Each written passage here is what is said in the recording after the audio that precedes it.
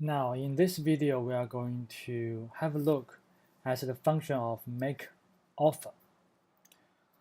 So basically, make offer does is for the buyers to buy houses.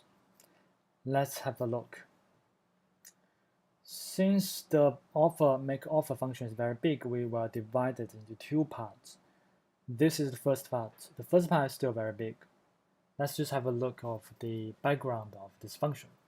So basically, we know that all the owners who do not have a house or whose house is already on sale.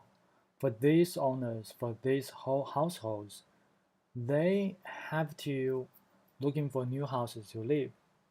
So both of them, the owners, the households without house, they will looking for houses and find one interesting, they will make an offer. And those who do have a house but on sale, they need to find new houses to buy. So they will give an offer as well, make an offer to interesting houses as well. Now the issue, the work we need to do is to find out what are those interesting houses for those buyers to make an offer. How do we define the interesting houses they will make an offer on? And to just sum it up, the interesting houses are actually the house that the buyers are able to afford, which is the most affordable and also the most expensive house available on the market to sell and or to buy. So let's look at the steps, the process of the first part. So to begin, we will use the current owner household income, its affordability, its and the interest rates it has to calculate the new mortgage the buyer is able to afford. First step. Second step, we will calculate the budget that the buyer will use to buy a house. And that budget equals to the new mortgage minus the payable tax. The tax will be returned to the buyer. So this is the budget. And and then buyer will use capital to pay for new deposits. Because the deposit is the first payment, the down payment to the house. And they have to save it up. So the deposit come from capital. And on the context of owners, if the owner has a house, then the owner will update his deposits with his or her previous deposits plus the difference between the sale price of the owner's current house, which is on the market, minus the current mortgage, because the owner, the household, may still repay the mortgages at the moment, so still got mortgage left. And he's also selling the house. If the house is sold, then he has to pay for the current mortgage first. What is remaining, he can use it to pay for the new house. So the new deposit is the current deposit plus the difference, the outcome between this subtraction. Now the deposits we have, we need to consider the price. The buyer will not predict what's the price the seller would accept. The buyer has to consider a price range. So it will have upper bound and a lower bound.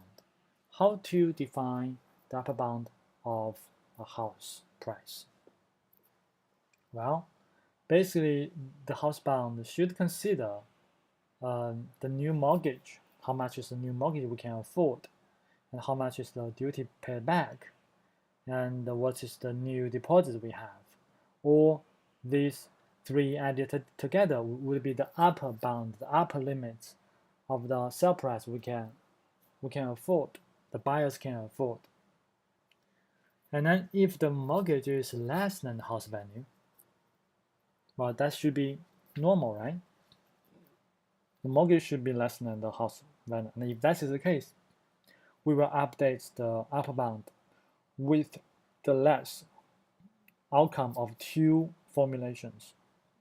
The two formulations are very similar to each other. We don't need to worry too much of the details at this moment. So now we have the upper bound. But if the upper bound is less than 0 somehow, which means the owner of the household has negative equity, which means he cannot or she cannot buy any new houses. Therefore, the household will pull the house back from the market and stay inside the house, which means the owner will not make any offer anymore, so it will stop performing the rest actions below. We will stop this particular household from performing. Okay, we have upper bound. Now let's define what is the lower bound. The lower bound, we set it to be 70% of the upper bound. Okay, and we save my house, the owner's, the household's house, which is my house. We save this house under local variable called current house.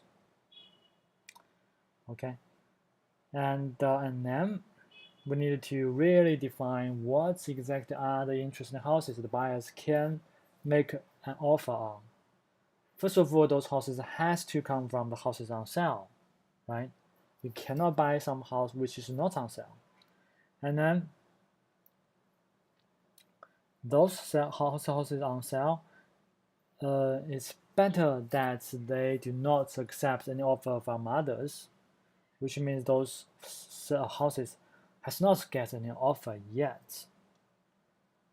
And then, because we don't want to compete on a house, otherwise the price was shooting up. So it's better if those houses without offer yet, and the sale price is between the lower and upper bounds.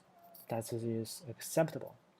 And the house is not the current house the household is living in.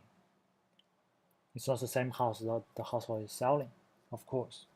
And if these three conditions satisfied, then these houses on sale are the interesting houses for the buyers to make an offer to.